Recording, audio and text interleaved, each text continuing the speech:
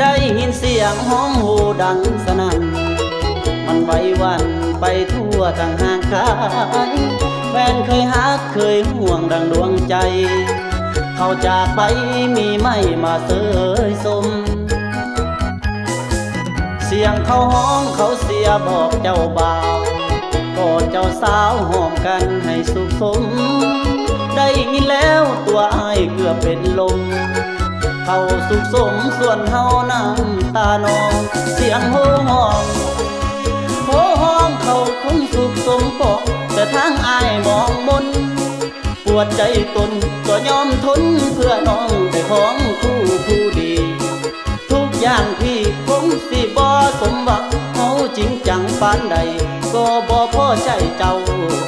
เป็นคนเศร้าย้อนตัวเฮาต่อยตันขาดเงินคำเครื่องใช้ให้นางได้